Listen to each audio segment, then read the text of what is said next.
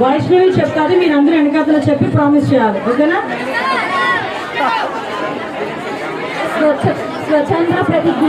నేను నా పరిసరాల పరిశుభ్రత కొరకు ప్రతిరోజు కొంత సమయం కేటాయిస్తానని నా వంతు కృషిగా స్వచ్ఛత కార్యక్రమాల కొరకు శ్రమదానం చేసి పరిశుభ్ర ఆంధ్రప్రదేశ్ సాధించే సంకల్పానికి కట్టుబడి ఉంటానని ఈరోజు పరిశుభ్రత గురించి నేను వేసిన ఈ ముందడుగు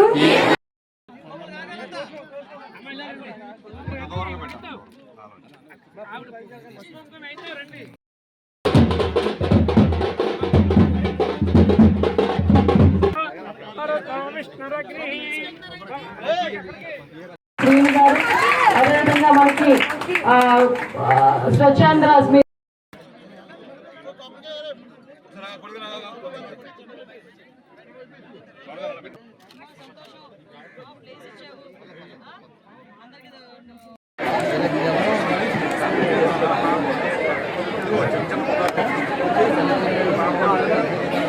అందరూ కూడా సైలెన్స్ ఉండాలి.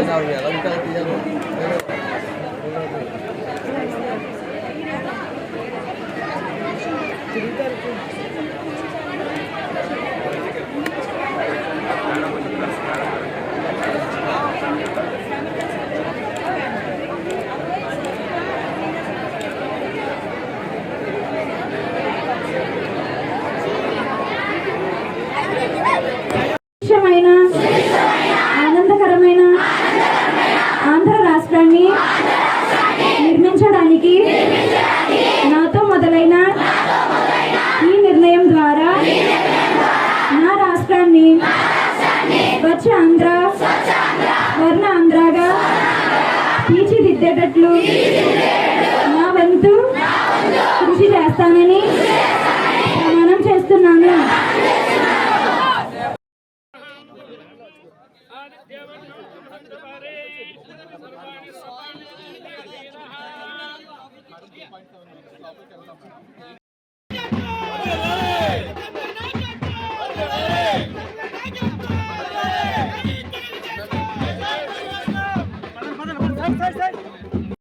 గౌరవ ముఖ్యమంత్రి గారు ఈసారి మనకి స్వచ్ఛాంధ్ర కార్యక్రమంలో భాగంగా ప్రతి ఒక్కరికి కూడా స్వచ్ఛాంధ్రకు సంబంధించి స్వచ్ఛ మిషన్కి సంబంధించి అవగాహన కార్యక్రమం జరగాలనే ఉద్దేశంతో ప్రతి నెల గౌరవ సీఎం గారు ఏదో ఒక ప్లేస్కి వెళ్ళడంతో పాటు మాకులా ఉన్న మంత్రులను కానీ ఎమ్మెల్యేలు కానీ అందరినీ కూడా గ్రామాల్లోకి వెళ్ళి పిల్లల్ని మోటివేట్ చేసి ప్రజల్ని మోటివేట్ చేసి కార్యక్రమాన్ని మంచిగా ముందుకు తీసుకెళ్ళమని మా అందరికీ కూడా ఆదేశాలు ఇవ్వడం జరిగింది.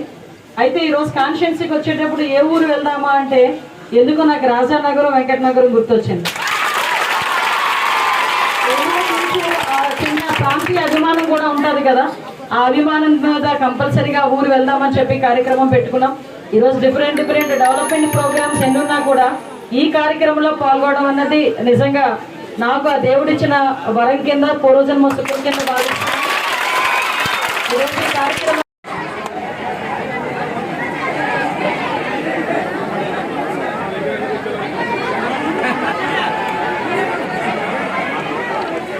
కనబట్లేదు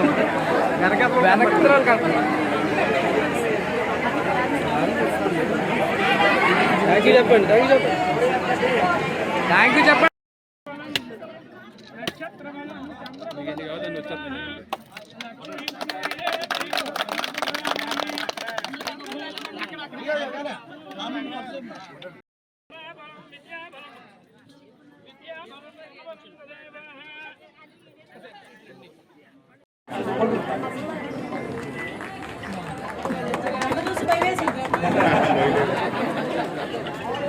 ఉన్నారు ఇక్కడ 2-3 స్పైక్ కనిపిస్తున్నాయి. ఇందాక ఎక్కడో చూసాను. ఇగో అది స్పైకా, ఫ్యాషనా, లేకపోతే నీ చుట్టూ వంగట్లేదురా? ఆడపిల్లలకు ఒకరికే కాదు ముస్తాబు, మగపిల్లలకు కూడా ఉండాలి. అవునా? అమ్మా ఈరోజు